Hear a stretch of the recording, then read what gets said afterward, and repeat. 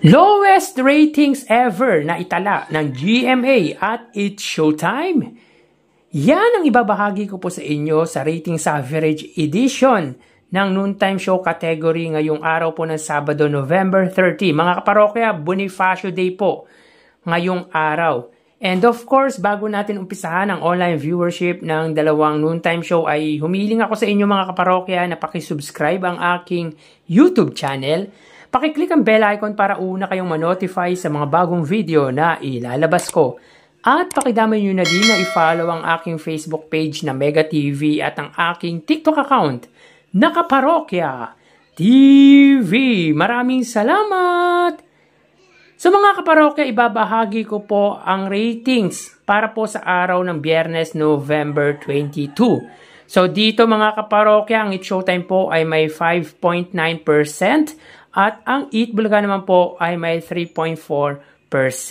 So dito mga kaparokya ay 2.5% lang po ang iniangat ng madlang people noontime show sa katapat na noontime show ng mga legit Daparkads. At ito na po ang pinakamababang ratings na nakuha ng It's Showtime or lowest rating ever since nag-move po sila sa main TV network ng mga kapuso na GMA Network. So, hindi maganda to on the part of It's Showtime mga kaparokya dahil ang laki po ng bentahe nila sa katapat na noontime show pero bagsak ang ratings nila. Hindi ko naman sinasabi mga kaparokya na mataas po ang numbers ng Eat Bulaga dahil alam naman po natin simulat sa poll ay 3 to 4% na po talaga ang nakukuhang ratings ng noontime show ng iconic trio kahit pa po hindi pa po napunta ang It's Showtime sa main TV network ng mga kapuso na GMA. So, dito po mga kaparokya, first time po na makuha ng It's Showtime ang 5.9%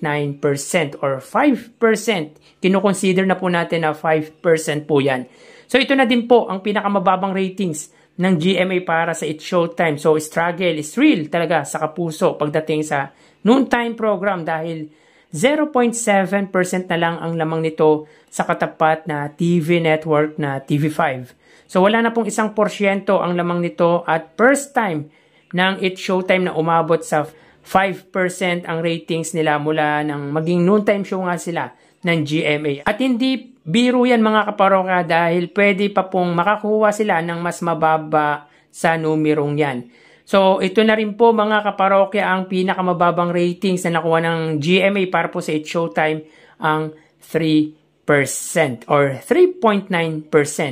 So, dito mga kaparokya, for me, in my opinion, bagaman mataas pa din po sa numbers ang It's Showtime, ay hindi po para sa akin nagwagi ang It's Showtime pagdating po sa average ratings na binibigay po natin. At ito nga po ay ang 8.4% at para po yun sa It's Showtime at 4% naman po sa Eat Bulaga. So talagang struggle po ang GMA pagdating sa ratings when it comes to noontime program dahil 3% na lang po ang naibigay ng It's Showtime para po sa kanilang TV network.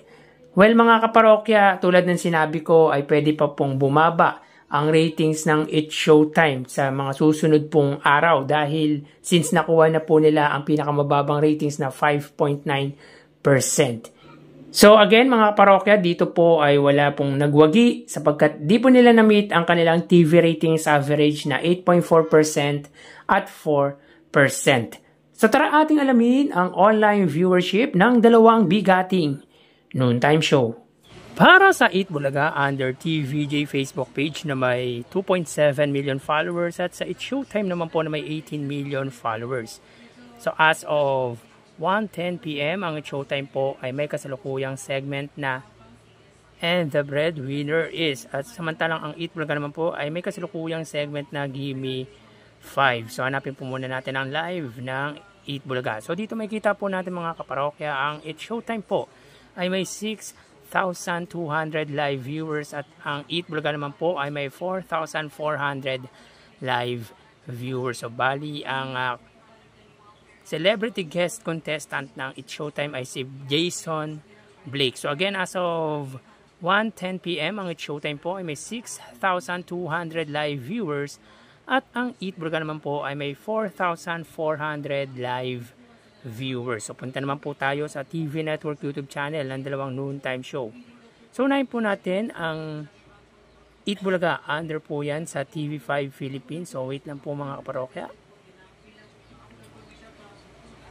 Na may kasalukuyan subscribers na 2.14 million subscribers, at sa It's Showtime naman po, under po yan sa GMA Network YouTube channel. So hanapin po muna natin ang live ng GMA.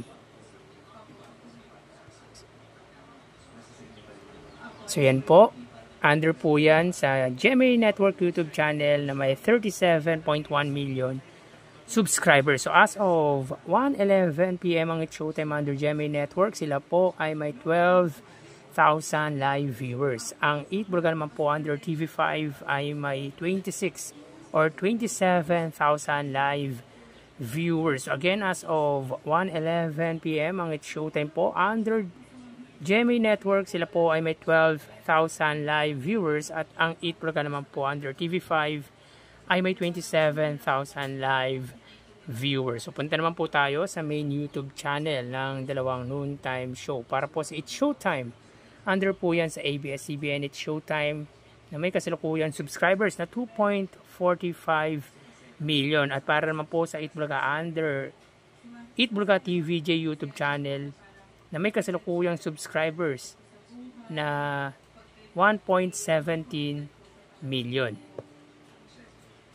So as of 1:12 PM ang It's Showtime po under ABS-CBN It's Showtime, sila po ay may 70,000 live viewers. Ang Eat Bulaga naman po under po sa kanilang main YouTube channel Eat Bulaga TVJ, sila po ay may 97,000 live viewers.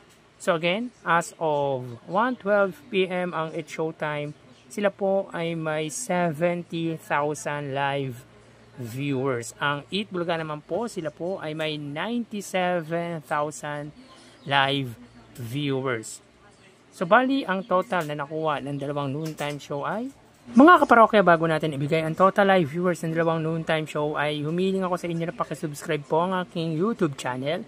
Pakiclick ang bell icon para una kayong ma-notify sa mga bagong video na ilalabas ko. At pakidami nyo na din na i-follow ang aking Facebook page na Mega TV at ang aking TikTok account na Kaparokya TV. Maraming salamat! So bali, ang total po na nakuha ng It's Showtime ay 88,000 viewers. 6,000 sa Facebook Live, 12,000 sa TV Network YouTube channel, at 70,000 naman po sa main YouTube channel. Ang Eat Bulaga naman po ay nakakuha ng total na 128,000 viewers. 4,000 sa Facebook Live, 27,000 sa TV Network YouTube channel, at 97,000 naman po para po sa kanilang main YouTube channel. So again mga kaparokya, ang Showtime po ay may 88,000 viewers, at ang Eat Bulaga naman po ay may 128,000 live viewers. So yan po ang lumalabas sa kanilang online viewership as of 1:14 PM, at mamaya ho magbabalik pa po tayo sa ikalawang bahagi ng ating online views update ng dalawang noontime show. Magpapaalam po muna pansamantala. Magsiingat po tayo mga kaparokya. Thank you and God bless.